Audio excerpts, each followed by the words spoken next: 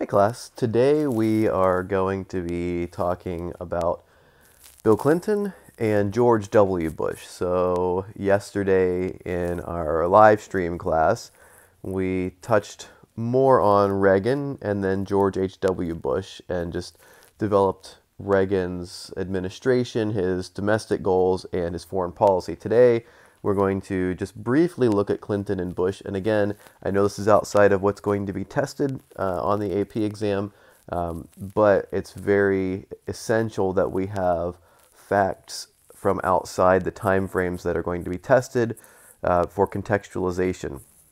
So anyway, now to the point of Bill Clinton. So Bill Clinton, some things that he did. First of all, Bill Clinton is elected after George H.W. Bush serves one term, and George H.W. Bush, if you remember from yesterday, was a one-term president, largely because of raising taxes in spite of his promise to not raise taxes. So Bill Clinton comes into office.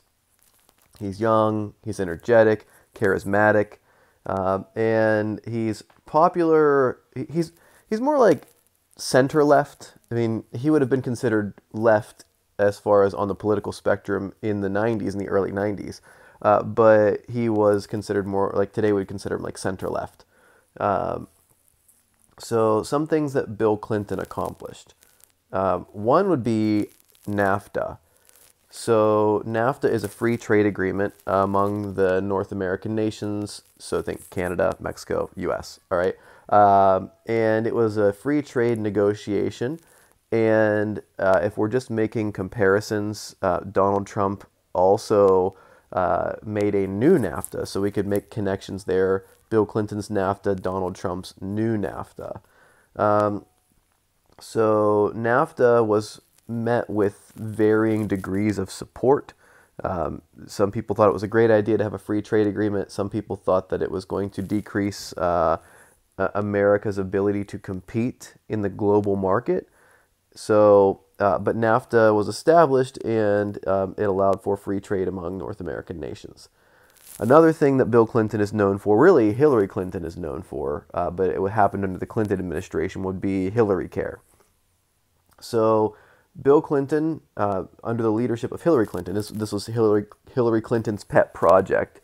And a lot of first ladies have pet projects. I mean, Nancy Reagan had Just Say No, right? The whole anti-drug program. I mean, it goes all the way back to Eleanor Roosevelt as far as first ladies championing a cause and pushing very hard for a cause. I mean, first ladies did things otherwise earlier, but I'm saying as far as them taking a more prominent role in a cause, like a more front and center role in a cause.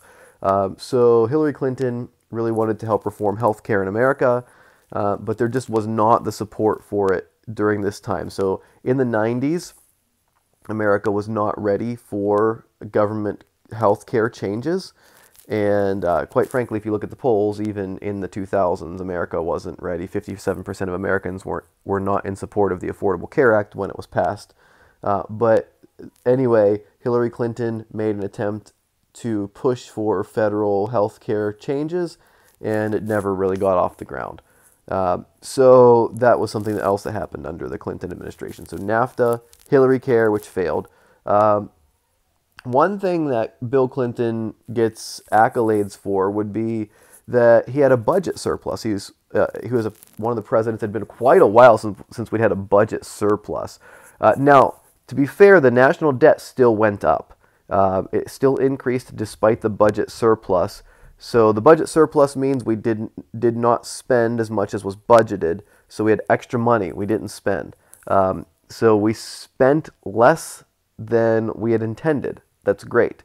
However, there's interest on the national debt, and that interest still caused the national debt to increase. But Bill Clinton got a lot of support for the idea of having a budget surplus because traditionally most administrations far outspend the budget, and the budget always increases generally to debt levels, to like it's increasing the debt. So without interest on the national debt.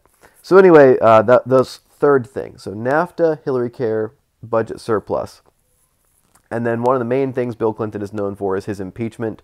So Bill Clinton had an affair with Monica Lewinsky, and he lied about it under oath. And so he was impeached for that. The House voted to impeach him in December of 1998. However, he was exonerated in the Senate. So he was not removed from office. He was acquitted.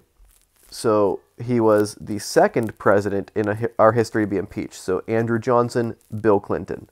And then we'll see, in modern history, Donald Trump. And all three presidents that had been impeached to current date, of all of them, none of them have been removed from office by the Senate. So that's generally what Bill Clinton is known for, big things. So if you're looking about impeachment, like if you get something in the Reconstruction era and you want to talk about Andrew Johnson's impeachment, make sure to reference Bill Clinton or Donald Trump as far as impeachment goes. If you're talking about economics, maybe FDR's economic plans, you can contrast them with Bill Clinton's budget surplus. So this is why we're going over this now. Really quickly also, George W. Bush is elected in 2000. He's going to be inaugurated in January of 2001. The election is contested. He runs against Al Gore, and it's a very, very, very tight race, particularly in the state of Florida. And there's a recount, and Al Gore is not happy with the results of the recount, so he asks for a second recount, and it causes a lot of uproar and upheaval in our culture. This is kind of like a shady move here, but the Supreme Court's like, yeah, you can have another recount. It's got to be done by the end of the day today. Have fun. That's basically, they gave him a very short allotment of time. They ruled that he could have a recount. It had to be done in an extremely short window of time, which was impossible to do for the second recount.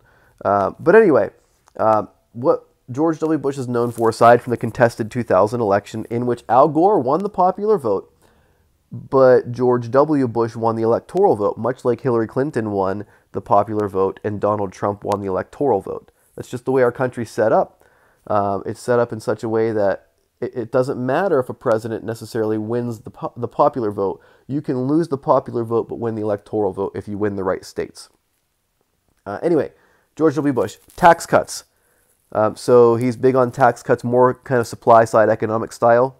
So Reagan and Bush, George W. Bush, would be known for tax cuts, as would Calvin Coolidge if you're looking back in the 20s. George W. Bush presided over a pretty good economy until 2008 with the housing crisis, late 2007, 2008. He was president during 9/11, and he was very much, he had high approval ratings, was very revered during the early stages of 9/11, where he then declares war on terror. So he's also known for the global war on terror and the Afghan and Iraq wars. So those would be things that George W. Bush is known for. And these are just things that I want you to be aware of in case you get a question where you can relate some of these things to. So in summary, Bill Clinton, things I'd want you to know, big ticket items, budget surplus, impeachment. Those would be the two big things I want you to know. If you know NAFTA, that's great, because you can talk about agreements or treaties and bring Bill Clinton in. You can also talk about Hillary Care if you want to link it to Truman's ideas for healthcare reform. That'd be a great connection. George W. Bush, tax cuts, so linked to supply side economics. 9/11, war on terror, Iraq and Afghanistan. Those would be things that I would want you to be solid on, just so you can make connections to previous time frames, previous eras. All right, well, you guys are doing a great job. Continue, if you're planning to take the AP exam, continue your exam prep, continue to watch the College Board lessons that they're providing. That's a great resource, and I highly, highly recommend, very strongly encourage you to keep up with those. If you have any questions, feel free to email me. Otherwise, have a great day, everybody.